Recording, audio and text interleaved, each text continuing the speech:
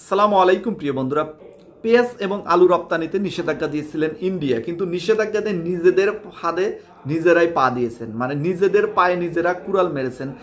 নিষেধাজ্ঞা দেওয়ার সাথে সাথে পাকিস্তান থেকে জাহাজ ছেড়ে দিয়েছে। পাকিস্তান থেকে পেঁয়াজ, আলু, খেজুর বাহী জাহাজ অলরেডি বাংলাদেশের কাছাকাছি চলে আসছে। খুব অল্প টাইমের ভিতরে হয়তো বাংলাদেশে চলে আসবে এবং পেঁয়াজ আলুর এই যে মানে বাংলাদেশকে সহযোগিতা করবে পাকিস্তান, এটা দেখে আবার ইন্ডিয়ার মাথা গোল হয়ে গেছে এবং নিষেধাজ্ঞা ভেঙে আবারও আজকে পেঁয়াজ ঢুকতেছে বাংলাদেশে। এই যে ইন্ডিয়া বাংলাদেশকে যেভাবে শোষণ করেছেন এবং যেভাবে শাসন করতে চায়, মানে ইন্ডিয়া মনে করে যে বাংলাদেশ হলো আমাদের অঙ্গরাজ্য, আমরা বাংলাদেশকে যেভাবে চাইবো সেভাবেই বাংলাদেশ চলবে। বাংলাদেশকে আমরা আলু পেঁয়াজ দিয়ে সহযোগিতা করি, বাংলাদেশ থেকে লোক আসে, আমরা চিকিৎসা দেওয়ার সহযোগিতা করি। কিন্তু একটা জিনিস মনে রাখবেন, বাংলাদেশ থেকে যদি লোক গিয়ে ইন্ডিয়াতে চিকিৎসা করে এটা লাভ ইন্ডিয়ার। বাংলাদেশে যদি পেঁয়াজ আলু রপ্তানি করে এটা লাভ ইন্ডিয়ার। বাংলাদেশ থেকে যদি কোনো কিছু রপ্তানি করে ইন্ডিয়াতে এটা লাভ বাংলাদেশের, যদি ন্যায্য মূল্য নিতে পারে। এমন নয় যে ইন্ডিয়া থেকে ফ্রিতে দেওয়া হয়, এমন নয় যে ইন্ডিয়াতে চিকিৎসার ক্ষেত্রে গেলে ফ্রিতে চিকিৎসা করা হয় বা বাংলাদেশিদের ভর্তুকি দেওয়া হয়, না, কিচ্ছু দেওয়া হয় না। তাদের যে ন্যায্য মূল্য সেটাই নেওয়া হয়। এবং বাংলাদেশ থেকে বরং রপ্তানির ক্ষেত্রে কিন্তু ন্যায্য মূল্য নেওয়া হয় না। যেমন বাংলাদেশে আমরা ইলিশ খাই 1500 থেকে 1800 টাকা কেজি, আর তাদের দেশে দেওয়া হয় 1000 টাকা কেজি। তাহলে বোঝেন, মানে ইন্ডিয়ার ক্ষেত্রে কিন্তু আমরা আরো কম মূল্যে দিয়ে থাকি। তো এই জন্যই আমি বলতেছি, বাংলাদেশ থেকে যদি কোনো কিছু রপ্তানি করা হয় এটা কিন্তু বৈদেশিক মুদ্রা আসে, বাংলাদেশের কিন্তু অর্থনৈতিক উন্নত সাধন করে। এবং ইন্ডিয়া থেকে যদি কোনো কিছু বাংলাদেশে আসে এতে কিন্তু ইন্ডিয়ার লাভ হয়, এটা কিন্তু বাংলাদেশের লাভ হয় না।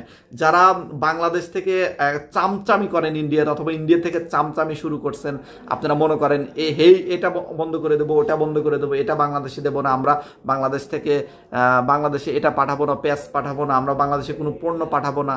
আরে ভাই, যদি আপনারা পণ্য না পাঠান তাহলে কি বিকল্প দেশ নাই? হয়তো বাংলাদেশ 10-15 দিন বা 1 মাস বা 6 মাসই সমস্যা থাকবে, এরপরে কিন্তু বিকল্প ব্যবস্থা শুরু হয়ে যাবে, বিকল্প পথ কিন্তু শুরু হয়ে যাবে। পৃথিবী কিন্তু আগের মতো নেই, এখন কিন্তু পৃথিবীতে যোগাযোগ ব্যবস্থা অনেক উন্নত। এখন কিন্তু পৃথিবীতে যে কোনো দেশ থেকে যে কোনো জিনিস নিয়ে আসা সম্ভব। অস্ট্রেলিয়া থেকে আটা আসতেছে বাংলাদেশ, অস্ট্রেলিয়া কোন জায়গায়?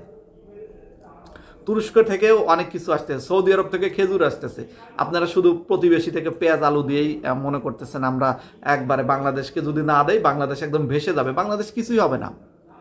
আপনারা একটা উদাহরণ নিয়ে নেন, বাংলাদেশ যে কিছু হবে না তার উদাহরণ হতেছে, আগে কিন্তু ইন্ডিয়া থেকে প্রচুর গরু বাংলাদেশে আসতো, কোরবানির সময় বলেন বা সাধারণ বিষয় বলেন, সাধারণ সময় বলেন, প্রচুর গরু আসতো।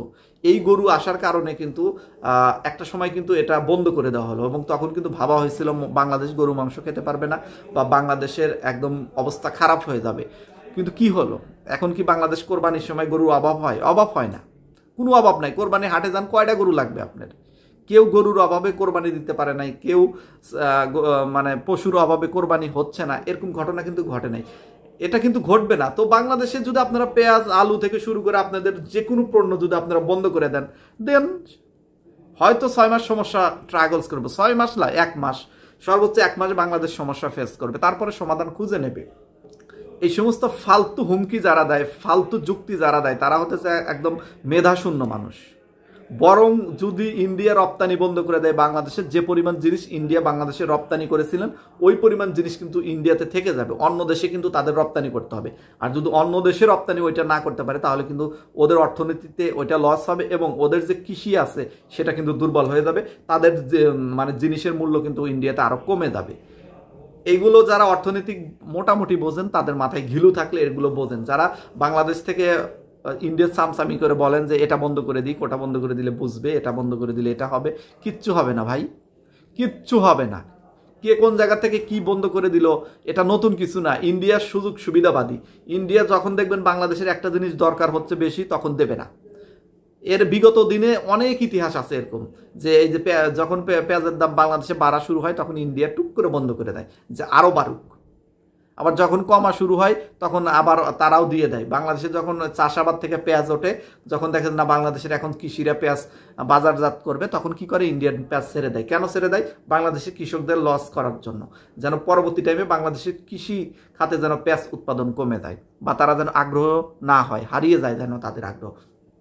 এই যে চালাকি, এই যে প্রত্যেকটা খাতে আসলে ইন্ডিয়া ভালো চায় এরকম কোনো দিক আমি আজ পর্যন্ত দেখলাম না, যে বাংলাদেশের এই উপকারটা ইন্ডিয়া করেছে এই জন্য ভালো চাই।